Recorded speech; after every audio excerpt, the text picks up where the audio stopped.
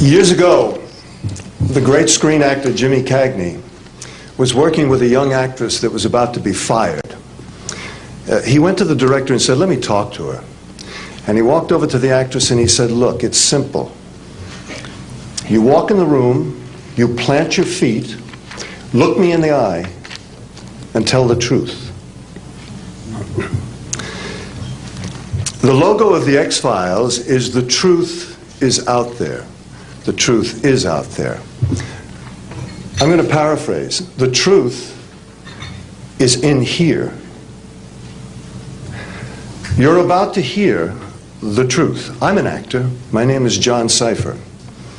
For 7 years, I walked through the door, planted my feet, and tried to tell the truth as Chief Daniels on Hill Street Blues, as General Craig on the hit sitcom Major Dad.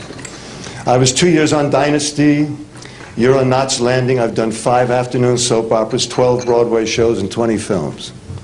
One of the Broadway shows I did was the great musical Man of La Mancha on Broadway. I was Richard Kiley's original understudy. I sang the words to dream the impossible dream, to fight the unbeatable foe, to bear with unbearable sorrow, to run where the brave dare not go. I'm here to introduce your host this morning, Dr. Stephen Greer. He's a man who is running pell-mell where the brave dare not go. He was an emergency room physician. In fact, the director of emergency medicine at a major hospital in North Carolina. 3 years ago, he sat his wife and his 4 daughters down and said, "I've been doing this part-time, running after the truth, for 7 years now. Now I'm going to do it full-time." He walked away from all that money to pursue the truth. I always think of Hamlet's great line to Horatio, "There are more things between heaven and hell than are dreamed of in your philosophy, Horatio." I'm going to introduce a man who says, there are more things between heaven and hell than any of us have accepted. And I have the witnesses and the documents to prove it. Ladies and gentlemen, Dr. Stephen Greer.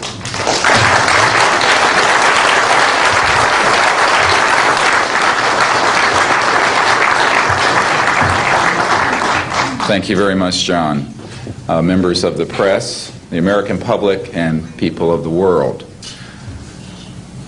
We are here today to disclose the truth about a subject that has been ridiculed and questioned, denied for at least 50 years. The men and women who are on this stage and the some 350 additional military intelligence witnesses to the so-called UFO matter and extraterrestrial intelligence can prove and will prove that we are not alone. I would like to thank Sarah McClendon, who is with us today, the famed White House correspondent, for her sponsorship of this meeting. Thank you very much, Sarah.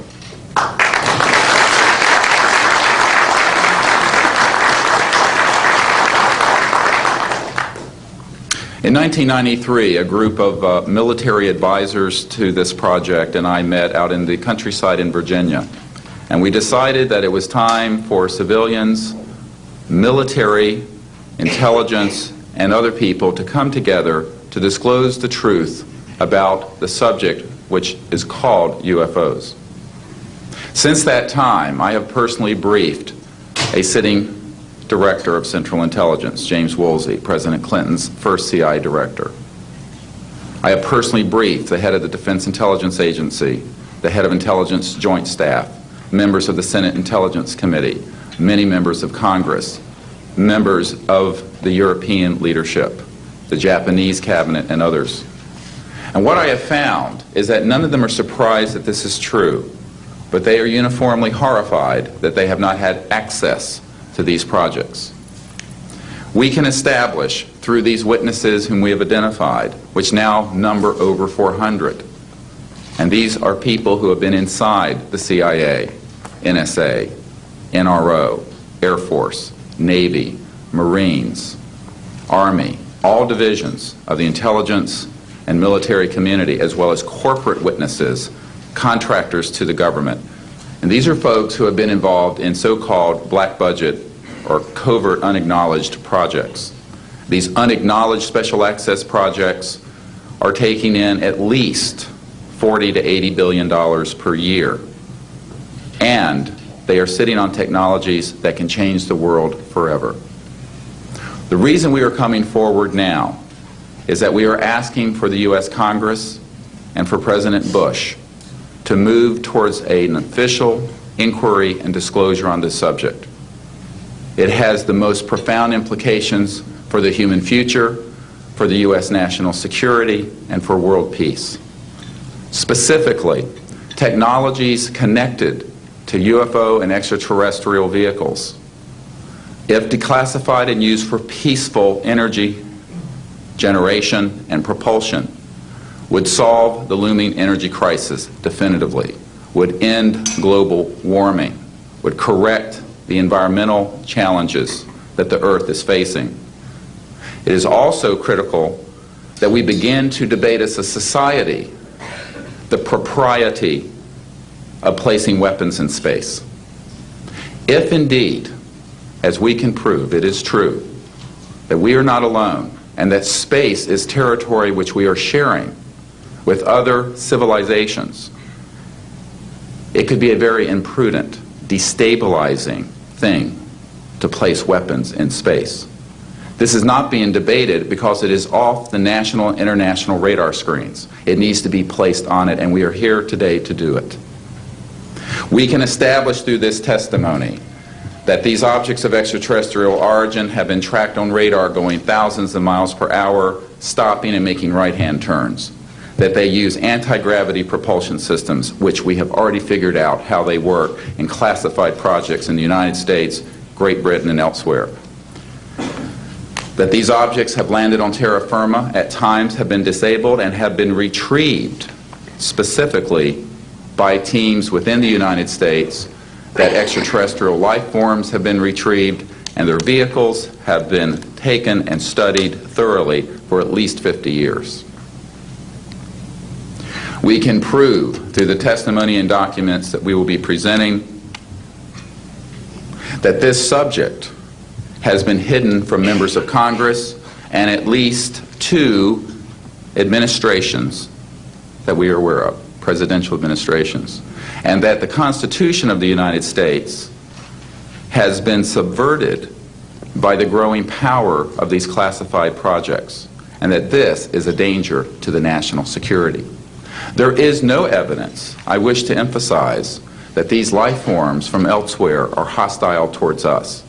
But there is a great deal of evidence that they are concerned with our hostility. There are times when they have neutralized or rendered inert the launch capabilities of intercontinental ballistic missiles. Witnesses here today will describe those events to you. They have shown clearly that they do not want us to weaponize space, and yet we are proceeding down that dangerous path.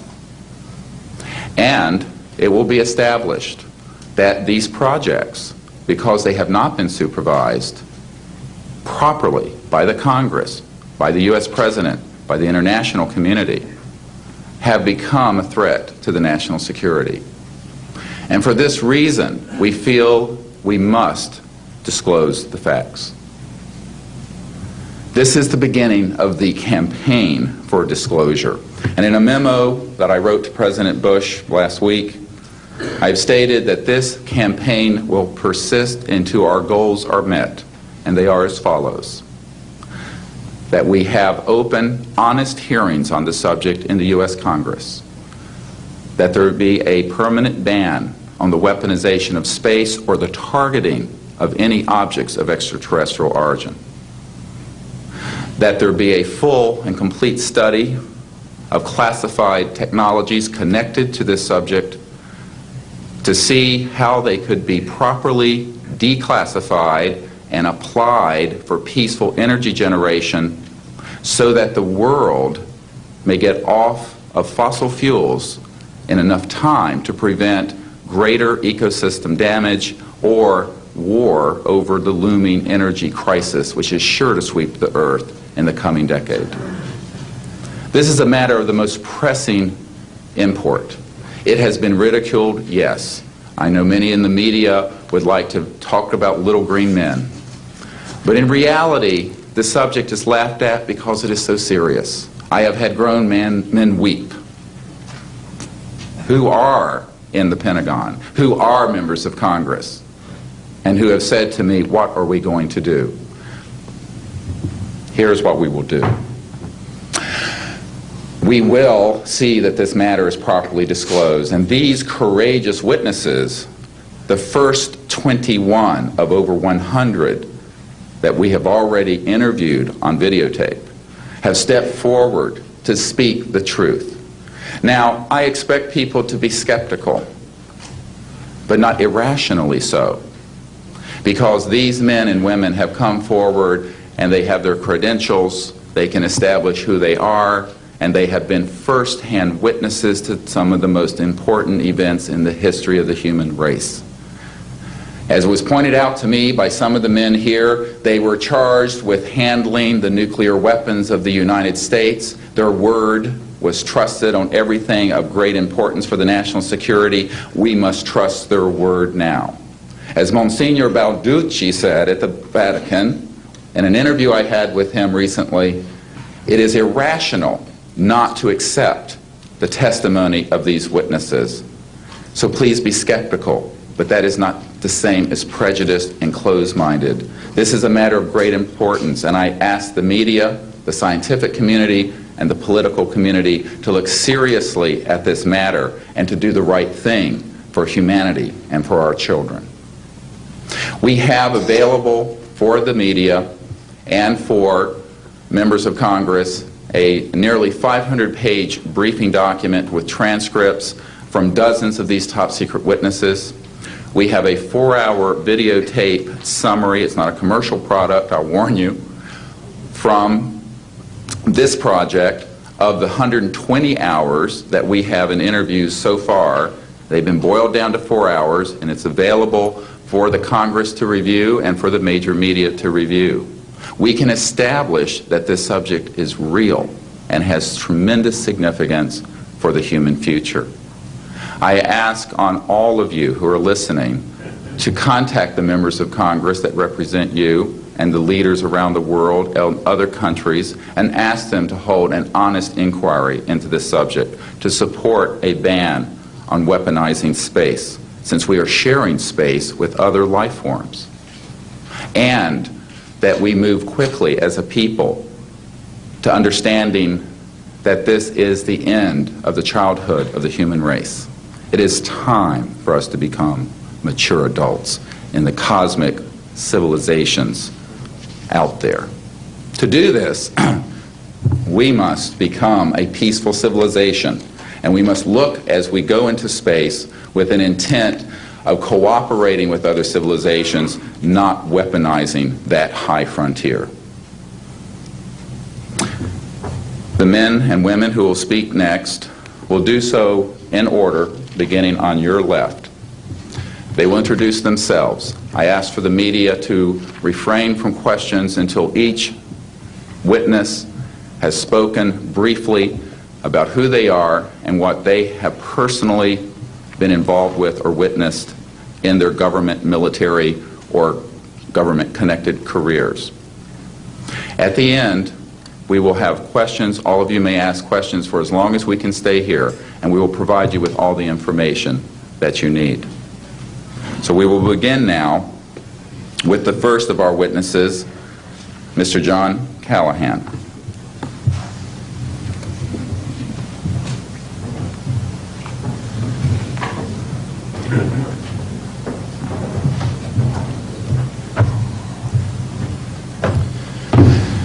My name is John Callahan. I'm a retired FAA employee. I was the division manager for the Accidents Evaluation and Investigation Division in D.C. About 2 years before I retired, I received a call from Alaska region where the region wanted, when I questioned, tell the media what, he says about the UFO, and it went downhill from there.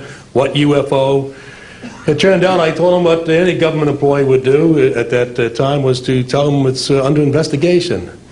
And then I had them send all that data to the FAA's tech center in Atlantic City. The next day, my immediate boss, service director, Javi Safir, and I went to Atlantic City. I had just purchased a new video camera, and I videoed the event. And in Atlantic City, we had them play back on a scope, you would call it a scope, a plan view display, PVD, exactly what the pilot seen or what the controller seen, and we tied that in with the voice tape so we could hear exactly what the controller said and what he heard, and we taped it. We came back the next day, briefed the administrator, Admiral Ingen, on what happened. He wanted a 5-minute briefing. After we started the briefing, he wanted to know if he could see the video. We put the video on. He watched the video, the whole video. The next day, he set up a meeting for me to give a dog and pony show to President Reagan's scientific staff and whoever they brought over, and to hand off all that data to them. That morning in the FAA round room, it was either 9 or 10 o'clock, 3 men from Reagan's scientific staff, 3 CIA people, 3 FBI people, and I don't remember who the other guys were, along with all the FAA experts that I brought with me that could decide or talk about the hardware and the software, how it worked. We put on a dog and pony show. We let them watch the video. We had all the data there. We had all the printouts that the computer put out. They got all excited over it. When it was all done, the CIA, one of the CIA men told the people they were now sworn to secrecy, that this meeting never happened and this event never happened. When I asked them why, I thought it was probably just a stealth bomber at the time, he says, well, this is the first time that we have recorded radar data on a UFO, and these guys are going to get all excited, drooling over all this data. I said, well, you're going to tell the public about it? And he says, no, we don't tell the public about this. It would panic the public. He says, we're going to go back and study this. I said, okay. It was what he was going to do. Now, I've told this story many times, and I get sometimes funny looks from people. I have with me the voice tapes of the controllers that were involved, the FAA original tapes. See, after we handed this stuff off to the President's staff, the FAA didn't know what to do with it. We don't separate UFOs from real traffic, so it's not our problem. Okay? I have a copy of the original of the video that we took, which is rather interesting. And once the thing was all over, the reports started coming into my office, but because it wasn't an FAA air traffic problem, the FAA's report ended up on a table in my office. And it stayed there until I retired, when one of the staffers packed up all my gear and helped it move to my house. Also, in a box I found just a few days ago, in my 1992 tax return, I have the target printouts from the computer data, which, so if you wanted to or look at every target that was up there at the time, you can now reproduce this from this piece of paper here. And it's called the UFO incident, Japan 1648, I believe the number was, that happened on November the 18th, 1986. I'm prepared to go to Congress, to swear before Congress that everything I've told you people and everything that is here is the truth. Thank you.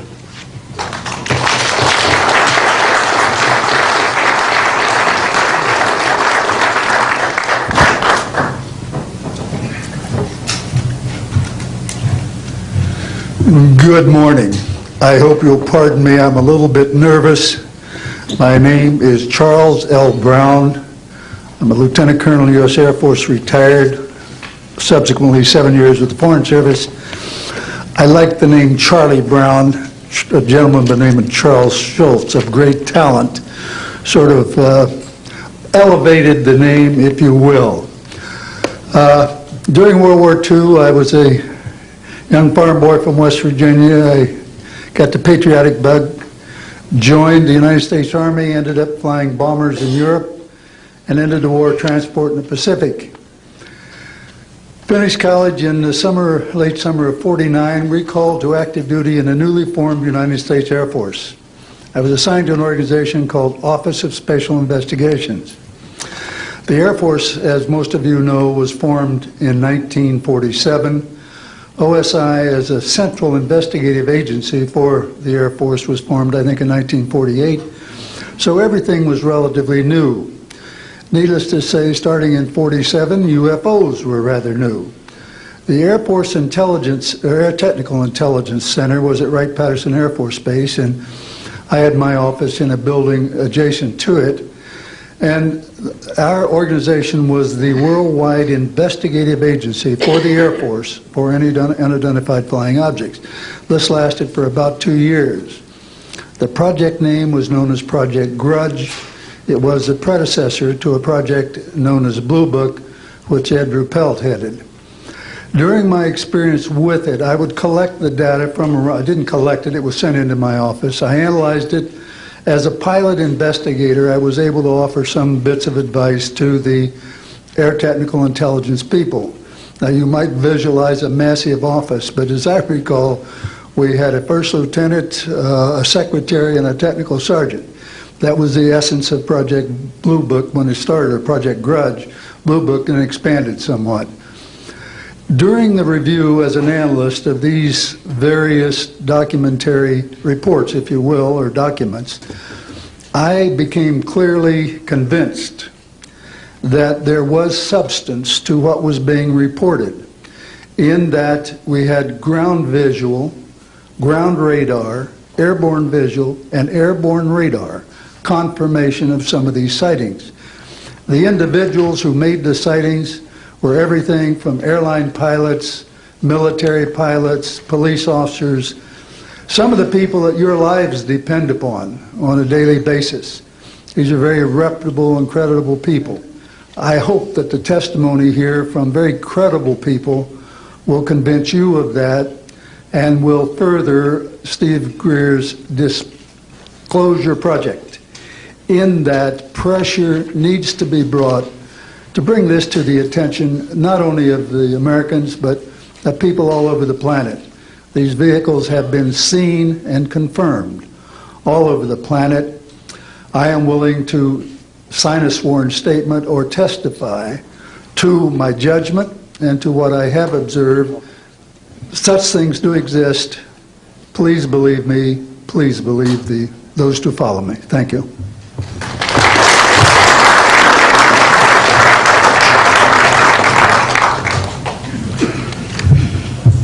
My name is Michael Smith.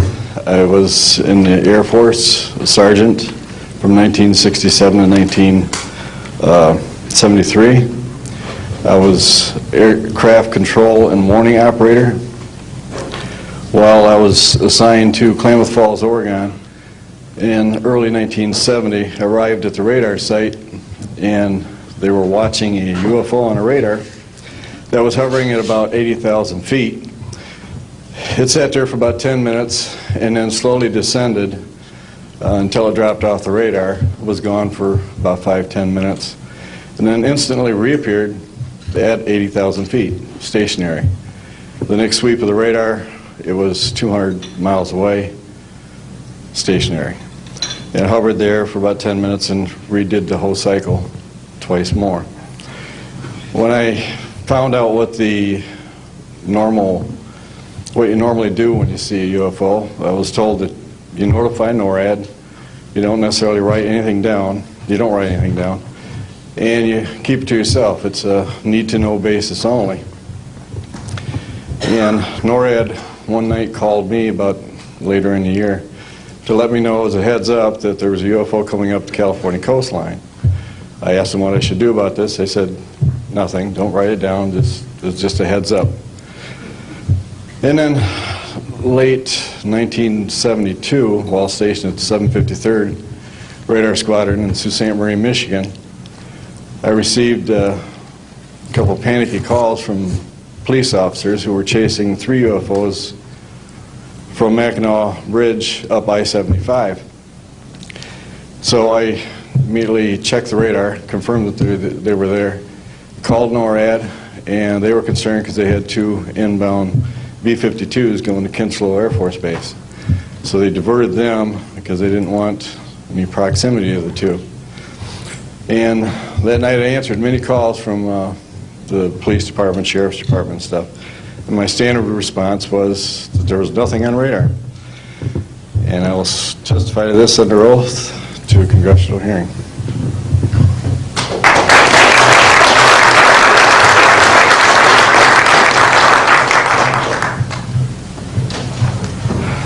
Good morning.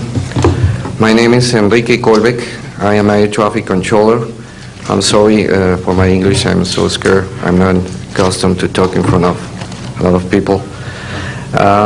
I'm here because I'm being a witness in a voluntary way on my work. I work in Mexico City as radar controller and the International Airport of Mexico. And I'm going to give an example about this sinus that we have in Mexico for several years, and this issue happens a lot of times in my country, unfortunately. For example, March 4, 1992, we detected 15 objects west side of the Toluca airport, that is very close of our international airport at 50 miles more or less. Then July 28 of 1994, we have almost a collision or something that we can name in that way with an international flight, domestic flight of Aeromexico 129, commanded by the pilot Raimundo Cervantes Ruano, that has a trash or something about in his main landing gear in the right leg. That's occurred at night at 10:30 more or less. Then in the next week, the same year, in the same moment, the Aeromexico Flight 904 has another almost collision that was reported for the pilot Corso, the Capitan Corso, at 11:30 in the morning, and we detect that object on a radar suddenly, just for a moment. Then in the next week we have a lot of sightings reported by the pilots that give us information about the weird traffic or something, bright lights and different times, and we detect some of them in that week. But in September 15 of 1994, we have a detection about 5 hours more or less on a radar and a new equipment that we believe that that equipment was working in not a good way, because it's not human that you have detection by 5 hours of the same object and apparently without movement. Well, we concur with the technical persons of radar in our country that the radar system was working well, and